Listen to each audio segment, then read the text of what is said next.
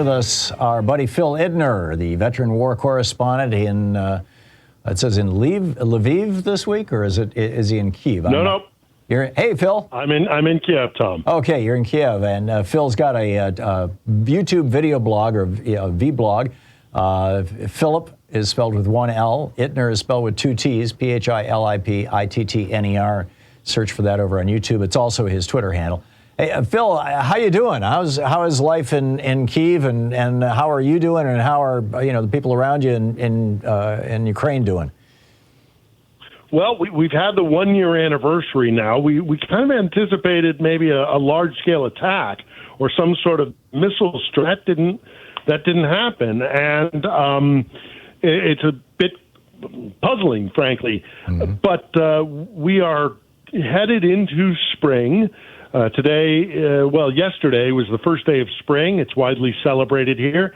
And we now go into a season where the weather is going to be getting warmer, but there will be a good amount of mud, so maneuver is going to be restricted.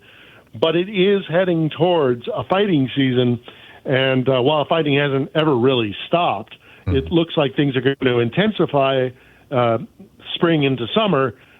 Right now, we're looking at the contested town of Bakhmut, either imminently going to fall, but we've said that many times.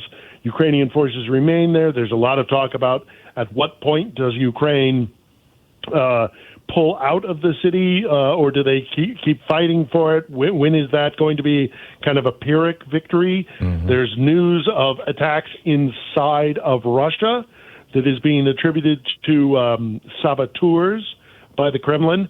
And there's a major tank battle that's happened recently in a town called Volodov, and where about 130 Russian tanks were destroyed, and Ukraine is declaring that a victory. Yeah. Now, on the attacks within Russia, Putin came out and said that they were killing civilians, and these were obviously Ukrainian terrorists, etc. But the Ukrainian government has officially denied this, haven't they? Have they not? Well, they always do. Whenever something explodes in Russia, they're quick to say it wasn't us. They kind of play the same game that the Russians played back when they seized Crimea in 2014. It's like, well, I don't know who those guys were. Everybody pretty much knows. But what if it isn't them? I mean, what if this is actually Russian partisans? Well, now, Tom, go ahead. That's right. I was going to, yes, absolutely. And this is really interesting stuff, is the possibility that we could be seeing Russian partisans, anti-Putin partisans, angry at the war, actually conducting anti-government activity internally within Russia. There's talk that maybe also there were Russian fighters who are working directly with the Ukrainian armed forces that crossed the border. So we don't know if it's something that was, grassroots within Russia, or whether it was armed forces, Russians fighting with Ukrainians who crossed over. But yes, there's an awful lot of talk that it could be a partisan effort, and that would be really, it would be a significant event if Russians themselves are taking the fight to Putin. Yeah. There's a lot of talk that Putin's support is not as strong as it is claimed to have ever been, really, frankly. Well, there was a report in the Financial Times this morning that there's several towns that he's afraid, that he's literally circumscribed his travel, and there's a lot of places he's afraid to go. And, so it's got to be, it seemed, here in the United States during the Vietnam War, we had the Weather Underground blowing up buildings, it's not unusual if people are pissed off at an unjust war to take it out on their own government. Well, and take into consideration the statistic that was recently released indicating that Russia has lost more soldiers in the 1 year of fighting in Ukraine than they have lost in all the wars that they've fought since World War II. It's not a long list, but it's still a significant number. Right. And if you're somewhere around the 150,000 dead mark for Russian soldiers, and also if you're a Russian who just sees that this is not going well for the country, either internally, domestically, or on the international stage, as you mentioned, the weather underground. I mean, are there Russians who are willing to take the fight? At the very beginning of the fight, when there was conscription call-ups, we know that there were Molotov cocktails that were thrown into recruitment centers. But this would be something completely different. This would be strategic acts of almost guerrilla warfare internally within Russia, and that's something we haven't seen. Right. Yeah. It's fascinating. I saw a report. I believe it was day before yesterday, and I'm sorry I don't recall exactly where I see it. I read a lot of news sources every day in prep for this show. That a new graveyard and a new site of confirmed Russian atrocities, mass murder of civilians, has been found. Are you familiar with that? I'm not familiar. If you're talking about the area around Izium, that more graves were found in Izium, that might be what you're referring to. But I'm not aware of a new location where bodies. No, I think this was an existing location where they thought they had it all figured out, and then it was like, holy crap, here's a whole brand new. Yeah, that's Izium, and it's tragic, Tom. It breaks your heart. And it also infuriates you. It is, the bodies, not to get too graphic here, but the bodies are found with like their hands tied behind their back. There's evidence of sexual assault, even in children. The conditions of the bodies indicate that there were violent deaths and that there were some torture and abuse prior to their execution. But to keep finding bodies like this, it really is deeply upsetting. But it also just makes the Ukrainians and anybody with a heart, frankly, just furious. If we can confirm it, let's not get ahead of ourselves. There's a need for there's the process of law. There needs to be an investigation. But at a certain point, you get to a place where it's like this is what the Russians do, and it makes it very hard to be compassionate towards the Russians. Yeah, which is I mean, a war is always tragedy. It's the failure of politics, as the old saying goes.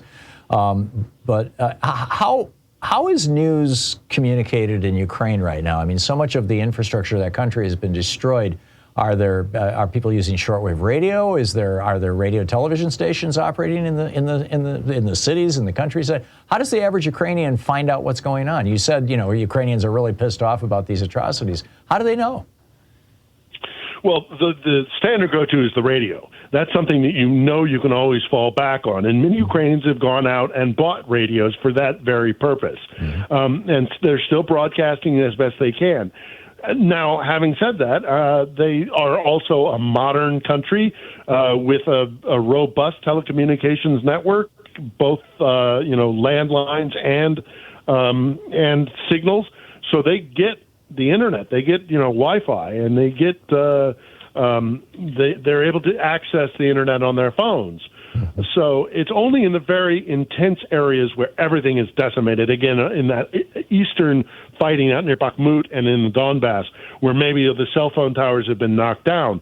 But they're able to get on there, and they do. Yeah. They get online and they discuss this stuff, and it's a huge part of grounding yourselves for many Ukrainians is to be able to get news, and it's something they do on a regular basis. And there's also, just the fact that you need to know. The radio is very good because you need to know where to avoid fighting, and the radio will constantly put out air raid sirens. And in addition to that, it will advise citizens on ways to prepare for potential attacks and say, you need to make sure you have water, you need to make sure you have this, you need to make sure you have that. It's a public service now as much as anything. Yeah. But this is also a country that has freedom of speech. There's debate that happens. There's discussions that happen.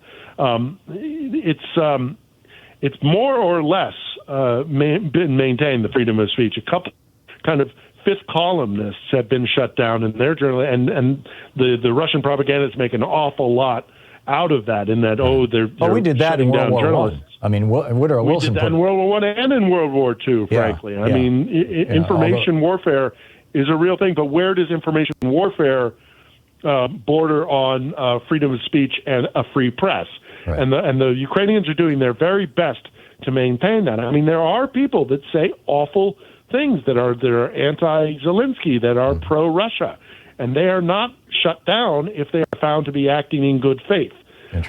Where they shut things down is if you're taking money from the Russians, the GRU, the military intelligence, that is not good faith. But freedom of speech is still here. Now, I hasten to add those voices of dissent and kind of pro-Russian Ukrainians are in the vast minority. And it's actually an awful lot of times you'll find it's actually foreign nationals here. But even then, sometimes they're allowed to speak their mind.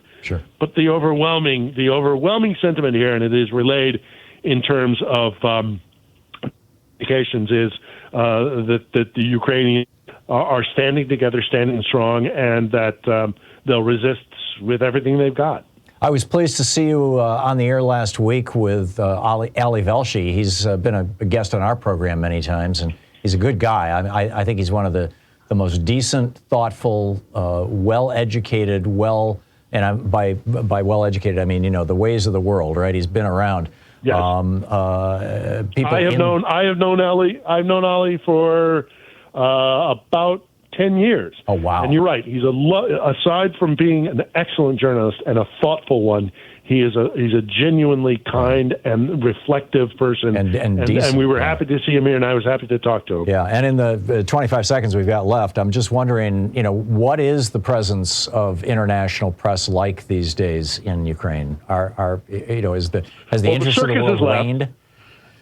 Yeah, no, I don't think the interest of the world is that the circus that came to town to mark the one-year anniversary has packed up their bags and left. But those of us who are dedicated to staying here and keeping this on the front pages as best we can, the proverbial front pages, we're not going anywhere.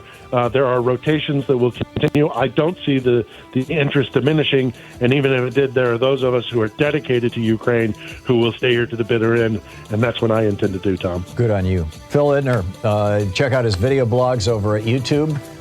Philip with one L, Ittner with two T's, and also on Twitter. Phil, thanks so much for dropping by.